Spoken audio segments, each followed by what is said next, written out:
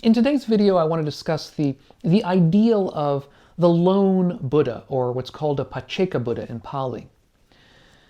In an earlier video, I discussed how some of us will be wondering about our own progress along the path, that many of us in the contemporary world will be pursuing a path of practice that is independent of a teacher to an extent, that will be doing things on our own, and that therefore we won't necessarily be underneath the guidance of somebody who perhaps knows better than we do. And this general approach to spiritual practice of sort of going it alone, that's in essence the path of the Paccekabuddha. Now, in fact, if we happen to be following, let's say, the practices of Buddhism, the Dharma of the Buddha, then in a sense we really do have a teacher, and the teacher is the Buddha. We just can't talk to him personally. However, many of us also may have eclectic paths of practice where we take a bit from Buddhism, a bit from some other religious or spiritual tradition or philosophical tradition, and sort of blend things together as we like. And so in that respect, we're really not following any particular teacher, we're simply following our own path. And we may, and some people who follow such paths may, find enlightenment, a kind of enlightenment, either through their study of this material or through their interactions with the world, through having experiences, worldly experiences of various kinds that they find enlightening. And this is the germ of the idea of the Paccekabuddha, or what's called in Sanskrit the Pratyeka-Buddha. This is our ability to become enlightened by our own individual experience, by our own interactions with the world. So in the time before the Buddha, there would have been any number of potential wanderers out in the forests of India, let's say, on their own, simply wandering around, learning whatever they might have heard, but also simply experiencing the world for themselves. It's generally believed by scholars that the idea of the Paccekabuddha predated Buddhism. That in fact, both Buddhism and Jainism being a separate religion which predated Buddhism a bit, and which the Buddha was reacting to in his own theories, that the idea of the Paccekabuddha predated both of these systems and was taken into both of them as a kind of an ideal that could be pursued. So one could become enlightened.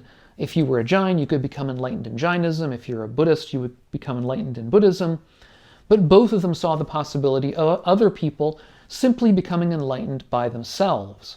Now, the concept, some scholars believe, originally may have been the idea of being a Pratyeka-Buddha, which means a conditioned Buddha. That is, a person who was enlightened by conditions in the world rather than by a teacher, rather than by hearing a teaching. So one example of this that some have discussed is somebody becoming enlightened by hearing the clanging bracelets on a woman's arm. So this is supposed to be the kind of thing that can bring enlightenment because it reveals some of the grating dissonances that exist within beauty. So a beautiful woman has beautiful bracelets on her arm, but they clash with each other. They make a dissonant sound. And that sound, which is perhaps dissonant and loud, is the sort of thing that may bring to mind the fact of how even beauty can involve things that are not beautiful. Now, I have to say, some people may find the sound pretty. In that case, it's probably not going to be enlightening. But I think the idea of the simile, or this idea here, is that it's not beautiful, that these are sounds that are grating to an extent. And indeed, this simile is used in what's called the Sutta on the Rhinoceros, or the Sutta on the Rhinoceros horn, depending on how we translate the thing. And this is an early sutta in Buddhism, which expresses the path of somebody who is walking alone, and part of the point of this poem, is that one should not be too quick to look for companions, that most people that you will find as a companion will not be appropriate for you, that they'll be out looking for their own ends, their own good, that they'll simply be a burden to you. That, of course, if you find a wise companion, then you should be very careful to keep them. But most companions are not wise, and so if you cannot find a wise companion, it's better to wander alone like a rhinoceros, or like the single horn of a rhinoceros, depending again on how we translate it. And so this simile of the clashing bracelets on the arm was one simile in this poem. Now, this poem is believed by some of the Buddhist traditions to express the views of the Paccekabuddha, the person who becomes enlightened by themselves without the help of a teacher. Even though the poem seems to have been spoken by the Buddha, because there are a couple of passages in it that seem to indicate he was the person responsible for composing the poem, within the Theravada commentarial material as well as within the Mahavastu, which is a non-Theravada text, in both of these texts, it's claimed that this is a poem that's spoken by a Paccekabuddha or Pratyeka-Buddha, a person who is not the historical Buddha himself, but rather somebody who becomes enlightened by their own experience with the world and then does not teach. Because the difference between a Buddha, that is to say a fully enlightened Buddha like Gautama, and a Pratyeka-Buddha or Pacceka-Buddha, is that Gautama teaches. He founds a school. He founds a sangha.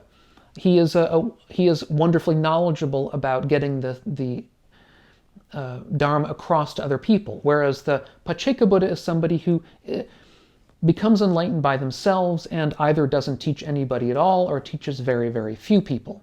In any event, the sutta on the rhinoceros is a very austere and beautiful sutta. It's one of my favorites in the early tradition.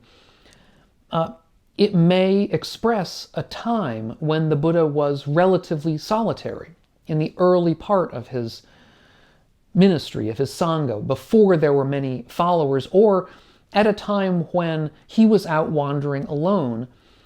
It is said that the Buddha himself did wander alone from time to time, even when he had a sangha, that he preferred, to an extent, being alone.